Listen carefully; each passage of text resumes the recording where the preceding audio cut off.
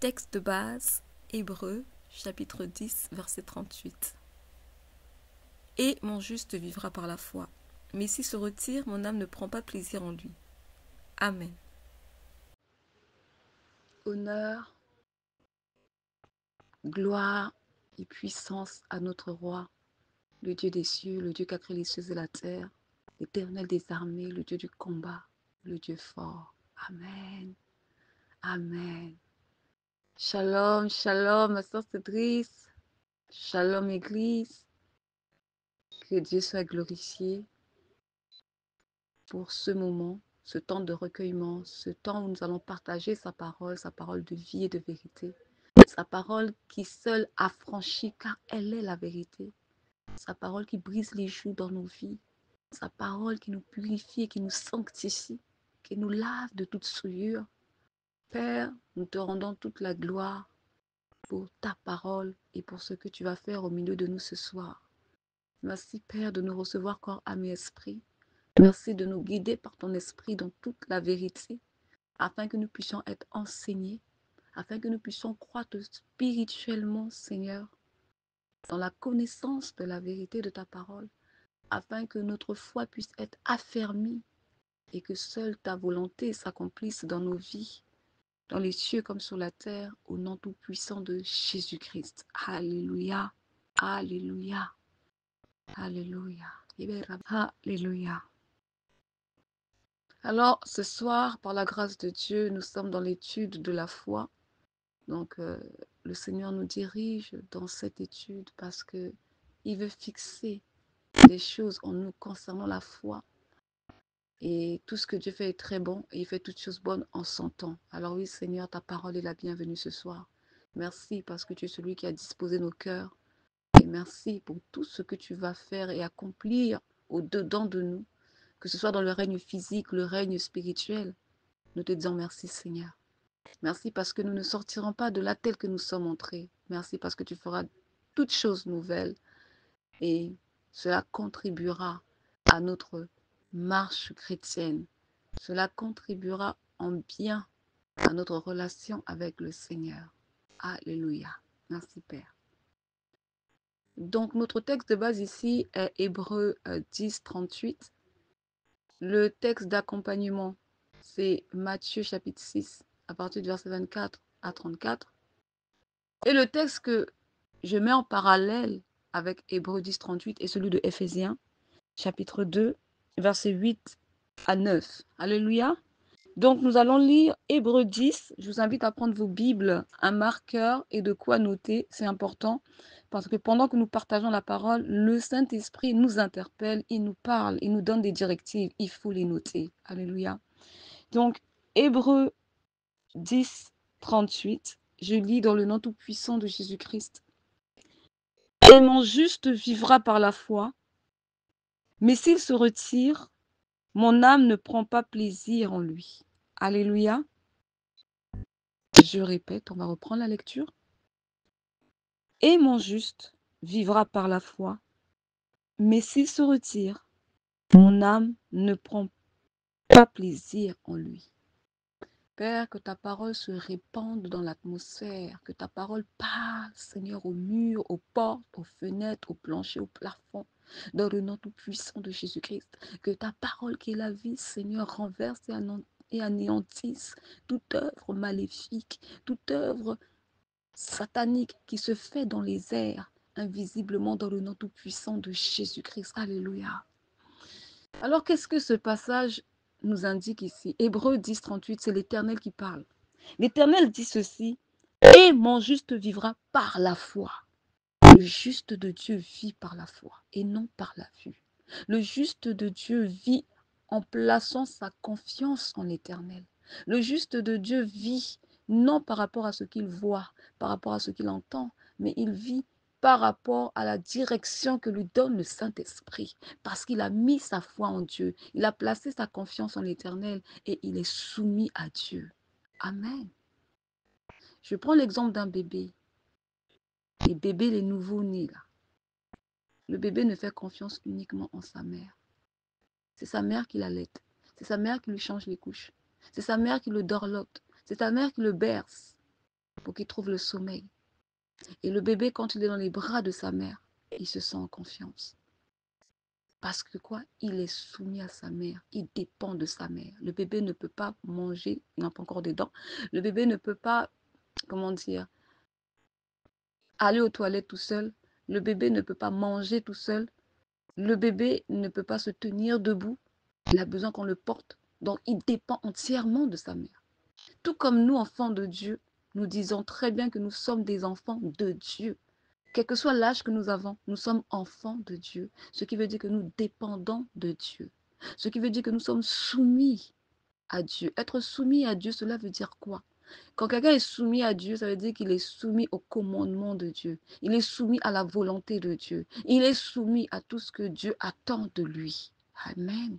Jésus-Christ était soumis parce qu'il faisait uniquement la volonté du Père et non sa volonté. Jésus-Christ était soumis à Dieu parce qu'il marchait selon les commandements, les préceptes, les lois de Dieu. Amen. Lisons un verset d'appui pour appuyer ce que je suis en train de dire sur la personne de Jésus-Christ. Alléluia. Alors nous allons lire dans Jean, le livre de Jean chapitre 5, au verset 30. Je lis dans le nom tout-puissant de Jésus-Christ. Alors Jean 5, verset 30. Alléluia. Alors il est écrit: Je ne puis rien faire de moi-même, selon que j'entends, je juge, et mon jugement est juste, parce que je ne cherche pas ma volonté, mais la volonté de celui qui m'a envoyé. Amen. Donc le Seigneur Jésus nous dit ici qu'il ne peut rien faire de par lui-même. Selon qu'il juge, selon qu'il entende, et son jugement est juste. Parce qu'il ne cherche pas à faire sa volonté, mais la volonté de celui qui l'a envoyé. Donc Jésus était soumis à Dieu. Jésus faisait uniquement la volonté de Dieu. Jusqu'au bout, il est allé à la croix parce que c'était au fait l'œuvre de Dieu qu'il aille à la croix. C'est la volonté de Dieu. Et il l'a fait. Il est allé à la croix. Donc nous aussi, en tant qu'enfants de Dieu, nous sommes soumis à Dieu. Amen. Alors, celui qui marche par la foi a placé toute son espérance en l'Éternel. Parce qu'il a la foi que son souffle de vie est détenu par Dieu. Il a la foi que son avenir est entre les mains de Dieu. Il a la foi que ses promesses sont entre les mains de Dieu. Il a la foi que sa santé, sa croissance spirituelle se trouve entre les mains de Dieu. Alors oui, c'est normal qu'il soit soumis entièrement à l'Éternel et non au système de ce monde. Nous allons lire Jérémie 29, verset 1. Toujours en verset d'appui. Merci Seigneur pour ta grâce, pour ta parole. Je lis dans le nom tout-puissant de Jésus-Christ, Jérémie 29, verset 11. Il est écrit: Car je connais les projets que j'ai formés sur vous, dit l'Éternel. Donc Dieu déjà connaît les projets qu'il a formés pour vous. Projets de paix et non de malheur. Donc Dieu te garantit que les projets qu'il a formés sur ta vie sont des projets de paix et non de malheur. Aucun homme sur terre peut garantir que ta vie, de tel âge à tel âge, sera une vie paisible, dans laquelle tu n'auras aucun malheur, dans laquelle tu n'auras aucune souffrance, dans laquelle, au fait, ton avenir est assuré.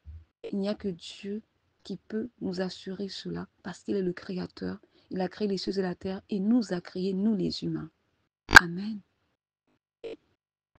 Je poursuis la lecture. Afin de vous donner un avenir et de l'espérance. Donc c'est Dieu qui donne un avenir. Ce ne sont pas mes diplômes qui vont me donner un avenir, mais c'est Dieu. Alléluia. Je vais témoigner par rapport au diplôme. J'ai été diplômée, en fait, je suis diplômée d'une licence en communication et relations publiques. Quand je sortais de l'université tout fraîchement, j'ai postulé dans beaucoup d'entreprises, dans des boîtes de communication. C'était avec, comment dire, j'ai postulé à de très bons postes. Pour un début de carrière, c'était vraiment intéressant, avec un salaire quand même intéressant. Donc, il y avait des salaires de 22, d'autres c'était des salaires de 25, d'autres c'était des salaires de 19 $, avec beaucoup d'avantages à côté, d'avantages sociaux, tels que le dentiste, tels que il y avait comment on appelle ça, le 24e, non, le 13e mois qui était payé. Il y avait des vacances, 4 semaines de vacances pendant l'année. Donc, en tout cas, avec beaucoup d'avantages sociaux. Mais dans ma recherche d'emploi, j'ai passé des tests dans ces entreprises, pour la plupart que j'ai réussi sans problème. Ensuite, j'ai passé la dernière étape qui consistait à passer une entrevue. Et au final, c'était pour qu'on me dise, mademoiselle, désolée, vous n'êtes pas retenue. Je n'échouais pas au test, je réussissais mes tests. Mais c'était après les entrevues que je recevais une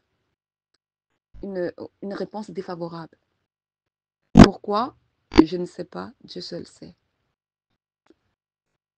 Dans ma persévérance, le Seigneur a mis sur mon chemin un ancien collègue avec qui on était dans la même université, sauf que lui, il était en master et puis moi, j'étais en licence. Et lui, il me dira, bah, tu sais, là où je travaille, on recrute. Et je lui ai posé la question, tu travailles où? Dans quoi? Il me dit, je suis professeur de français, j'enseigne aux anglophones. Donc, dans ces temps perdus, hein, je crois. Je lui ai dit, franchement, je ne suis pas intéressée parce que, honnêtement, pour moi, je m'étais toujours dit que les enseignants, ils sont mal payés. Et puis, ça ne me tentait pas. Moi, j'ai fait communication, donc non. 3 mois plus tard, le Seigneur remet encore ce jeune homme, je le rencontre encore en fait sur mon chemin. Et il me pose la question, mais est-ce que tu as postulé depuis? Je lui ai dit non, je n'ai pas postulé. Et c'est là où je me dis non, il faut que j'aille postuler. C'est un signe. La première fois que je l'ai vu, je n'ai pas, comment dire, accordé de l'importance à sa, à sa proposition. Et la deuxième fois quand je le vois, j'étais à un stade où je suppliais le Seigneur, je pleurais à Dieu parce que j'ai dit au Seigneur, mais c'est pas normal. Euh, je suis diplômée, j'ai des très bonnes compétences, j'ai quand même un CV qui est assez garni, mais pourquoi ça ne marche pas? Quel est le problème? Je pleurais à Dieu. Et dans cet espace de temps où je pleurais à Dieu, peu de temps, je retrouve encore mon collègue sur mon chemin. Et c'est là que je décide d'aller postuler. Et j'ai été acceptée. Donc, j'ai été acceptée dans un emploi dans lequel je n'avais aucune expérience. Je n'ai pas de diplôme concernant l'enseignement. J'ai fait un diplôme en com. Mais le directeur m'a dit, écoute, je vais te donner une chance. Et il a signé le contrat. Amen. Donc en fait, c'est pour dire que la foi, elle n'est pas dans mon diplôme. Parce que c'est Dieu qui nous accorde la grâce. C'est Dieu qui détient notre avenir. C'est Dieu qui sait ce pourquoi je suis faite. Dans quoi je dois travailler. Dans quoi je dois travailler et ne pas travailler. Donc, à cette période, je n'ai pas eu accès à pouvoir travailler dans un domaine qui concernait mon diplôme d'études, c'est-à-dire la communication. Donc, j'ai été orientée dans un tout autre domaine qui pour moi est inconnu, l'éducation, l'enseignement. Et le Seigneur m'a tellement formée dans cette période que je suis devenue une très bonne, je ne vais pas dire très bonne, je ne vais pas me... Voilà, mais j'ai travaillé 3 ans dans cette entreprise et la majorité de mes étudiants ont toujours été satisfaits et ont toujours, comment dire, donné de bons retours concernant ma manière de les enseigner. Vous voyez? Donc, l'avenir que nous cherchons sur cette terre se trouve entre les mains de Dieu. Ce n'est pas mon diplôme qui va me garantir un avenir. Ça, il faut le comprendre. Dieu nous accorde la grâce de réussir nos études. Mais ce n'est pas parce que j'ai réussi dans ce domaine d'études que cela signifie que je finirai toute ma vie à travailler dans ce domaine d'études. Si Dieu m'appelle à autre chose, j'irai faire autre chose. Le diplôme, il va chômer. Mais je dirais une chose, le diplôme ne chôme pas. Pourquoi? Parce que tout ce que nous apprenons sur cette terre va nous aider au fait à accomplir ce pourquoi nous sommes appelés à faire. Vous voyez, j'ai fait de la communication. En communication, je donne un exemple, il y a ce qu'on appelle la prise de parole en public. Donc, j'ai appris à parler en public. Dans la communication, on touche à un peu de tout. J'ai fait de la radio, j'ai fait de la caméra, j'ai fait du montage vidéo. Et toutes ces choses me servent aujourd'hui quand je fais l'œuvre de Dieu. Alléluia. Le monde nous conditionne avec un papier, un diplôme. Mais Dieu, il a un avenir plus grand qu'un diplôme à nous offrir. C'est pourquoi Dieu dit dans sa parole, et mon juste vivra par la foi. Je ne vis pas et je ne me repose pas sur la réussite de mes diplômes, mais je me repose sur la volonté de Dieu. Seigneur, quelle est ta volonté pour ma vie? Seigneur, qu'attends-tu de moi?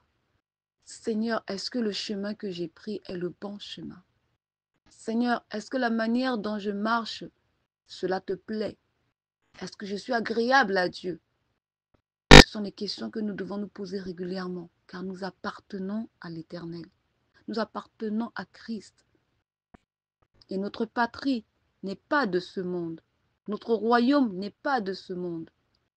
Mais notre véritable patrie est dans les cieux, aux côtés de Jésus-Christ. Amen. Alors, je vais m'arrêter là pour... Pardon, on va s'arrêter là pour la première partie. Parce qu'il va falloir, on doit prier, on doit passer du temps dans la prière. Que Dieu soit glorifié. Nous sommes sur l'étude de la foi. Le Seigneur veut affermir notre foi. Le Seigneur interpelle notre foi. Sur quoi est basée notre foi? Est-ce que nous avons foi en Dieu ou nous avons confiance au système de ce monde? Est-ce que quand mon compte en banque est vide, je panique? Ou est-ce que je me tourne vers le Seigneur qui dit « Et mon juste vivra par la foi ». Alléluia. Est-ce que quand il y a quelqu'un qui est malade dans ma famille, je panique? Ou je me tourne vers le Seigneur pour dire « Seigneur, je te présente le cas de ma sœur. En ce moment, elle est malade. Je sais que c'est toi, Éternel, qui a créé l'être humain. Le corps de l'être humain n'a aucun secret pour toi. Tu sais exactement où se trouve la maladie dans son corps. Il te suffit juste de donner une parole et ma soeur sera guérie, ma soeur sera rétablie. Père, je crie à toi, car toi seul peux agir. Alléluia. Dieu nous interpelle. Aujourd'hui, au 21e siècle dans lequel nous sommes, sur quoi mettons-nous notre foi? Le matériel, les systèmes humains, la technologie, la science? Ou est-ce que nous plaçons notre foi entièrement en l'Éternel Dieu Tout-Puissant? Que Dieu soit glorifié. Je vous dis à très bientôt pour la suite du partage et de l'étude La foi, dont le texte de base est Hébreux 10, 38. Le texte d'accompagnement est Matthieu 6, 24 à 34. Et le texte en parallèle avec Hébreux et Éphésiens, chapitre 2, 8 à 9. Merci Père pour ta grâce méritée dans nos vies. Merci Père pour ta parole de vie qui prendra vie en chacun de nous et qui se manifestera car elle deviendra chère en nous. Elle produira le fruit désiré autant marqué dans le nom tout puissant de Jésus-Christ. Alléluia.